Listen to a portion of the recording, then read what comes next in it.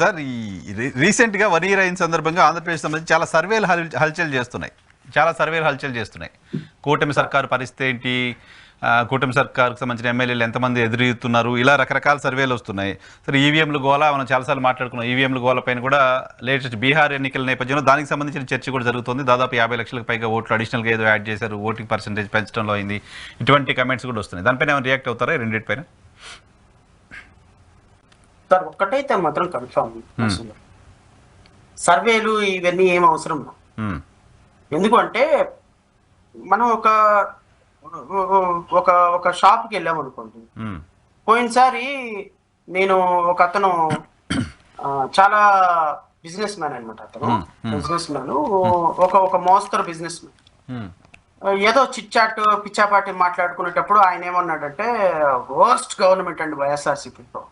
అబ్బాయి అసలు ఈ ప్రభుత్వం పోవాలండి, ఈ ప్రభుత్వం వల్ల ఉపయోగమే లేదండి, నేను ఖచ్చితంగా టీడీపీకి సపోర్ట్ చేస్తాను అని అన్నాడు. మంచిది, మీ ఐడియాలజీ కూడా కరెక్ట్ గానే సపోర్ట్ చేయండి అని అన్నాను.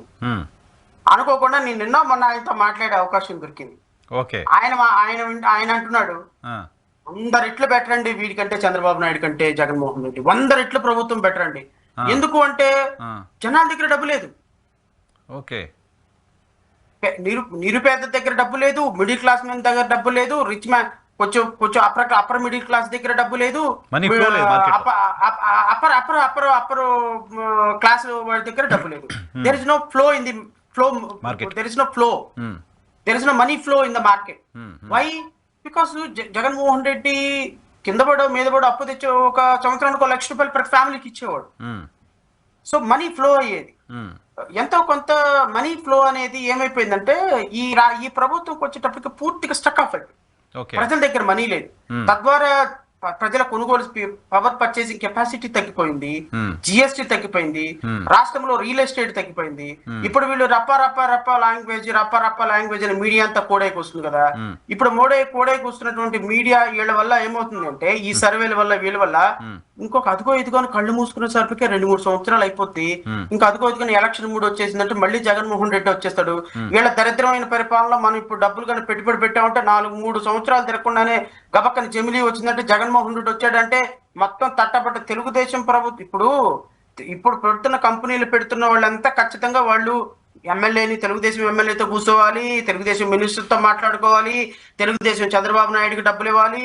ఒకవేళ పవన్ కళ్యాణ్కి సంబంధించి పవన్ కళ్యాణ్కి ఏమైనా పవన్ కళ్యాణ్కి ఆయన కోట ఉంటే ఆయన ఎమ్మెల్యేలతో మాట్లాడుకోవాలి, ఆయనకు డబ్బులు ఇవ్వాలి. సో ఇప్పుడు ఎస్టాబ్లిష్ చేసే వాళ్ళందరూ కూడా తెలుగుదేశం అధినాయకత్వంతో, జనసేన అధినాయకత్వంతో, కొద్ది గొప్ప బీజేపీ అయిన అధినాయకత్వంతో డబ్బులు ఏర్పాటు చేసుకొని 100 కోట్లు పెట్టుబడి పెట్టాల్సిన చోట వీళ్ళకు 10 కోట్లు 20 కోట్లు ఇచ్చుకొని వీళ్ళు లోకల్ గా ఎస్టాబ్లిష్ చేసుకుంటారు. కళ్ళు మూసుకొని కళ్ళు తెరిసే లోపు 4 నెలలు అయిపోతాయి, 4 సంవత్సరాలు అయిపోతాయి. రేపొద్దున జగన్మోహన్ రెడ్డి అధికారంలోకి వచ్చారు, పరిస్థితి ఏమవుతుంది వీళ్ళది? పెట్టుబడులు అంటే అలాంటి పరిస్థితిని ఈ రాష్ట్రంలో కూటమి ప్రభుత్వం తయారు చేస్తుంది. సో మళ్ళీ వీళ్ళు చేస్తున్న దుర్మార్గాలకి, వీళ్ళు చేస్తున్నటువంటి దురాగతాలకి ప్రజలు విసికెత్తిపోయి అసలు ఇలాంటి వాళ్ళకి రేపొద్దున అధికారం ఇవ్వద్దు అనేటువంటి వాళ్ళ దగ్గర ఉన్నటువంటి రిఫ్లెక్షన్ సర్వేల రూపంలో బయటపడుతుంది. సో నేను అడిగిన ఒక కామన్ మ్యాన్, ఒక కామన్ బిజినెస్ మ్యాన్, ఇంత దరిద్రమైన ప్రభుత్వాన్ని నేను ఎక్కడ చూడలేదు. 1 రూపాయి ప్రజల దగ్గర పెట్టుబడి పెట్టడానికి లేదు, 1 రూపాయి కేంద్ర ప్రభుత్వం నుంచి తీసుకురాలేదు, ప్రజల దగ్గర డబ్బు లేదు, ఏమీ లేదు. ఎట్లా బతకాలి మేము? దరిద్రంగా తయారైపోయింది మా బతుకులు అనేటువంటి పరిస్థితికి ఒక మిడిల్ మ్యాన్ వచ్చాడు అంటే, బిజినెస్ మ్యాన్ వచ్చాడు అంటే, అసలు బట్టలు అమ్మే పరిస్థితి లేదు, పచారీ షాప్ వాడికి పచారీ షాప్ పని లేదు, లేకపోతే ఇంకొక బిజినెస్ చేసుకునేవాడికి ఇంకొక బిజినెస్ లేదు. ఈ రాష్ట్ర ప్రభుత్వంలో కంప్లీట్ గా ఇప్పుడు ఇసుక ఉంది నరసింహరావు గారు, కన్స్ట్రక్షన్ రంగం అనేది కుదేలైపోయింది. ఎందుకు కుదేలైపోయింది? ఇక్కడ పెట్టుబడి పెట్టేవాడు లేడు, నెంబర్ 1. ఇప్పుడు వెళ్ళి మీరు చూడండి, అమరావతిలో ఏదైనా బిల్డింగ్ కన్స్ట్రక్షన్ జరుగుతుందో 1 ఇయర్ అయిపోయింది. పాత బిల్డింగ్లకి ఏదో రంగులేసి పైన తీసుకొస్తున్నారు. న్యూ కన్స్ట్రక్షన్, రియల్ ఎస్టేట్ ఏమి భూమి అవలా. అమరావతిలో మనం అనుకున్న స్థాయిలోనే వాళ్ళు అనుకున్న స్థాయిలో రియల్ ఎస్టేట్ రాలా, ఇక్కడ పెట్టుబడి పెట్టేవాడు రాలా. అసలు అద్భుతాలు సృష్టించేస్తాను, సంపద సృష్టిస్తాను అనుకున్నాడు, ఈ రోజు వరకు 1 రూపాయి పెట్టుబడి రాలా. 1 రూపాయి పెట్టుబడి రాలా, కేంద్ర ప్రభుత్వం నుంచి 1 రూపాయి రాదు. నువ్వు ఎంత కాడికి ఇక్కడికి వచ్చే డబ్బులతో తిరగా మరిగేసి 4 వారాలకు ఒకసారి అదే 2 వారానికి ప్రతి మంగళవారం వెళ్ళి రిజర్వ్ బ్యాంక్ దగ్గర నుంచి అప్పు తీసుకొచ్చి కుటుంబాన్ని నడిపిస్తావు. బట్ అప్పు కొత్త పెరిగింది సార్, పెట్టుబడులు ఎక్కడ? 1,75,000 కోట్లు ఆన్ రికార్డ్ ప్రభుత్వం చేసిన అప్పు కనపడుతోంది కదా, ఏమైపోయింది డబ్బులు మరి? సార్ మీరు ఏమనుకుంటున్నారు? రాష్ట్రంలో ఎంత సాలరీస్ కి ఎవరు డబ్బులు ఇస్తారు? రాష్ట్రంలో సంక్షేమ పథకాలకి వీళ్ళకి పెన్షన్లకి ఎవరు డబ్బులు ఇస్తారు? వీళ్ళందరూ తిరగటానికి కార్లు ఏంటి? ఇప్పుడు ఆయన బిల్డింగ్ కట్టుకోవడానికి, పవన్ కళ్యాణ్ బిల్డింగ్ కట్టుకోవడానికి కోట్ల రూపాయలు ఎవరు డబ్బులు ఇస్తారు? ఇప్పుడు వీళ్ళ తెలుగుదేశం పార్టీ కార్యకర్తలకు కోట్లు ఎవరు దోచిపెడతారు? వచ్చిన డబ్బులన్నీ కూడా కార్యకర్తలకు దోచిపెట్టడానికి, ప్రభుత్వ కార్యక్రమాలు చేయడానికి సరిపోతుంది. కానీ ఈ రాష్ట్రంలో ఎక్కడ ఉపాధి ఉంది, ఎక్కడ ఇన్వెస్ట్మెంట్ ఉంది, ఎక్కడ 10 రూపాయలు వచ్చే సోర్స్ ఉంది చెప్పండి? అది కాదు సార్, గత ప్రభుత్వంలో ఏడాదికి ఆన్ యావరేజ్ 70 నుంచి 75,000 కోట్ల రూపాయలు గత ప్రభుత్వం అప్పు చేస్తే, ఈ ప్రభుత్వం మొదటి ఏడాదిలో 1,75,000 కోట్ల రూపాయలు అప్పులు చేస్తే, అప్పుల గ్రోత్ రేటు 100% కంటే ఎక్కువ పెరిగితే కూడా కింద డీబీటీలో మళ్ళీ ఇచ్చే డబ్బులు ఎలాగ లేవు కదా, ఏమైపోయినాయి డబ్బులని చెప్పాలి కదా సార్. అంతా మిథ్య. తీసుకొచ్చే అప్పులు తీసుకొస్తూనే ఉన్నారు. అంటే ఇక్కడ సంక్షేమం ఏం కనిపించలేదు. ప్రజలకు ఇచ్చారంటే ప్రజలకు ఇచ్చింది కూడా ఏం లేదు కదా.